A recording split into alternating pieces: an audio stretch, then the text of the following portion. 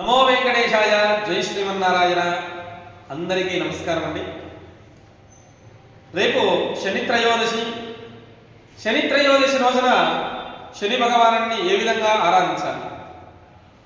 శని త్రయోదశి రోజున ఏలినాటి శనితో బాధపడుతున్నటువంటి వారు ఎవరైతే ఉన్నారో, అలాగే శని మహార్దశలో ఎవరైతే ఇబ్బంది పడుతున్నారో ప్రతి ఒక్కరికి కూడా చక్కటి విషయాన్ని తెలియజేస్తాము. ఈ యొక్క విషయాన్ని శ్రద్ధగా విని ఈ యొక్క విధానాన్ని ఆచరించండి. మంచి విశేషమైనటువంటి ఫలితాలు పొందండి. ఏమిటి ఆ విషయము అంటే, రేపు ఉదయాన్నే తలంటు స్నానాన్ని ఆచరించి మీకు దగ్గరలో ఉన్నటువంటి శనీశ్వరుని దేవాలయానికి వెళ్ళండి. అక్కడికి వెళ్ళిన తర్వాత భగవంతుని దర్శనించి చేసుకున్న తర్వాత ఒక విస్తరాకును తీసుకొని విస్తరాకు పైన నల్లని నువ్వులను ఉంచండి. దానిపైన 8 మట్టి ప్రమిదలను ఉంచి నువ్వుల నూనె వేసి ఒత్తిని వెలిగించి దీపాన్ని వెలిగించండి.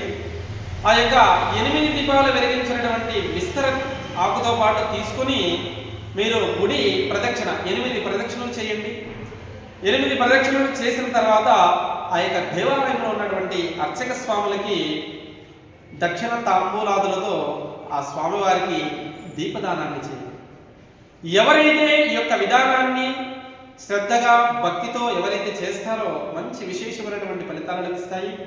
ఏలినాటి శని కలిగి ఉన్నవారు కావచ్చును, శని దోషం కలిగి ఉన్నవారు కావచ్చును, ప్రతి ఒక్కరికి కూడా మంచి తరుణోపాయంగా మంచి విశేషమైనటువంటి ఫలితంగా ఈ యొక్క పరిష్కారం మీకు అందరికీ కూడా అనుకూలిస్తుంది. ఎవరైతే ఈ యొక్క ఛానల్ని సబ్స్క్రైబ్ చేసుకునే వాళ్ళంటే సబ్స్క్రైబ్ చేసుకోండి. ఈ యొక్క విషయాన్ని తెలుసుకోండి. ఈ యొక్క విషయాన్ని 10 మందికి షేర్ చేయండి. శుభం పోయా.